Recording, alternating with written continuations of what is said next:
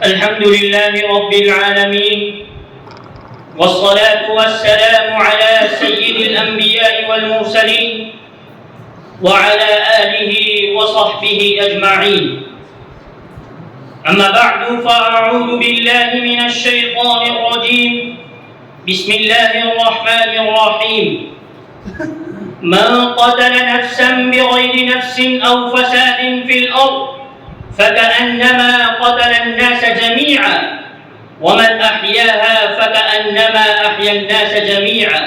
صدق الله العظيم. Respectable teachers, distinguished judges, and dear audience, today I have been gifted a golden chance to speak on burning topic of recent time, Islam and terrorism. It's enough surprising that Islam is attributed to violence activities and terrorism, whereas Islam is a religion of peace and mercy. Islam has no any connection with violence and terrorism. Islam does not permit terrorism and violence activities. Islam prohibits from killing, cheating, stealing, hurting, abusing, and all kinds of sins. Dear audience, how can Islam allow us terrorism and violence, whereas the word Islam itself means peace and submission to the will of Almighty Allah subhanahu wa ta'ala? How can Islam permit us to murder and kill someone, whereas Allah subhanahu wa ta'ala says in Surah Al-Ma'idah, chapter number 5, verse number 32, Man qatala nafsan bighayri nafsin aw fasadin fil ard فكأنما قتل الناس جميعا ومن أحياها فكأنما أحيا الناس جميعا.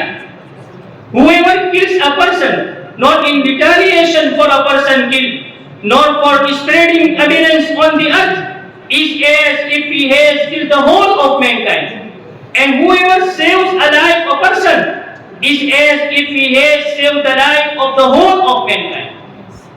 Dear audience, in fact, Islam is a religion which protects the weak from the strong and prohibits from terrorism, violence, and killing.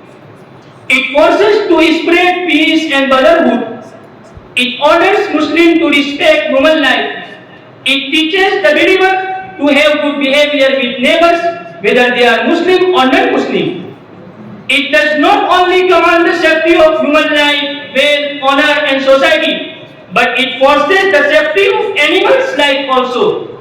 As it is mentioned in one hadith, there is rewarded for kindness to every living being, whether human being or animal.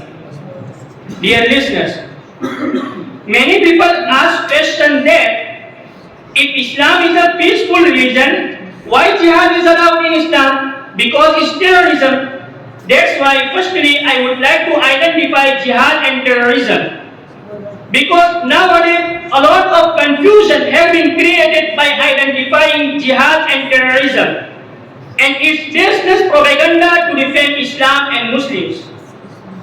Dear listeners, jihad and terrorism are completely apart and different, because jihad is basically a constructive phenomenon, whereas terrorism is based on destruction and killing. Jihad is permitted only for restoring peace and is a fundamental right of human being, whereas terrorism involves harassment, fear, and killing of humankind, and it breaks the law and orders and work out to destroy social and political orders.